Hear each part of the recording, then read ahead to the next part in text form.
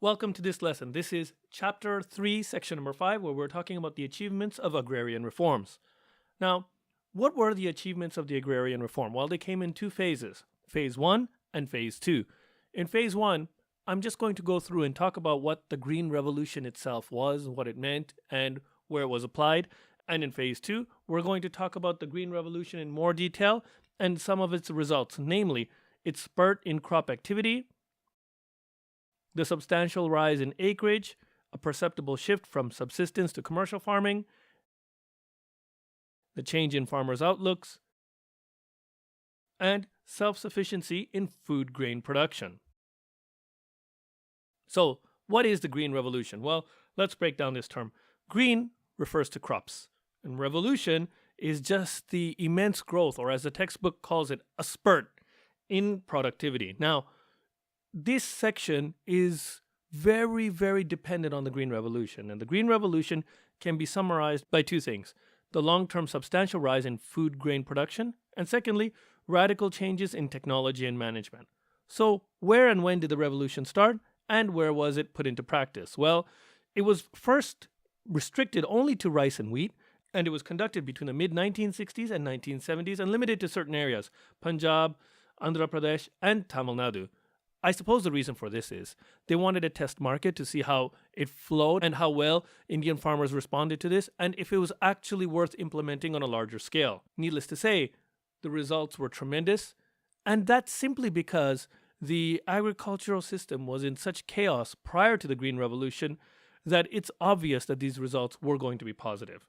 So, after 10 years of testing, they decided to move to Phase 2. And in Phase 2, what did we have? Well, first of all, we had a spurt in crop productivity. Secondly, we had a substantial rise in acreage. Next, a perceptible shift from subsistence to commercial farming. Next, a change in the farmer's outlook. And finally, self-sufficiency in food grains. Now, I'm going to break these down in a little bit more detail. I know we've already discussed these 5 in the intro, but let's take a look at each of them in detail. So, if we talk about the first aspect, a spurt in crop productivity, let's take a look at wheat and rice. As we mentioned, they were installed in the first stage of the Green Revolution between the mid-1960s and mid-1970s. So the wheat production went from 663 kilograms per hectare up to 3,075 kilograms per hectare. That's a tremendous increase. And rice also increased tremendously from 668 to 2,424. Well, what does this mean? Of course, the numbers are important, but more importantly, we can see it's in some cases up to 5 times more. That's a very significant improvement. So where do we go from here?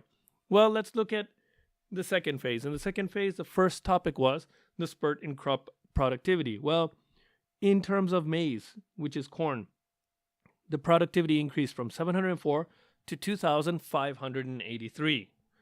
Next, if we take a look at the rise in acreage, what was the gross area under cultivation prior to the Green Revolution and post-Green Revolution? Well, prior to the Green Revolution, there were 13 crore hectares, and after, 19 crore hectares.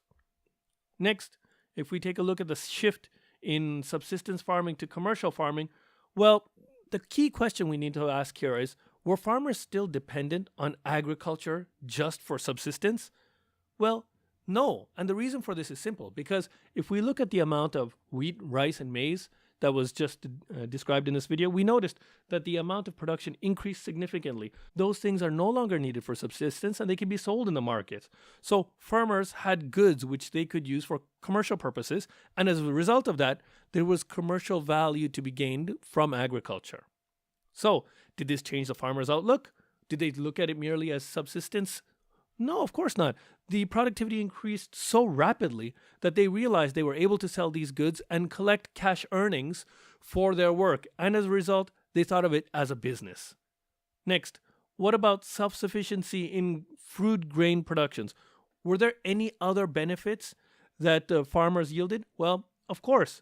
The increase in output also allowed for a buffer. We should think about this as goods that could be used when production levels are low due to drought, famine, or floods.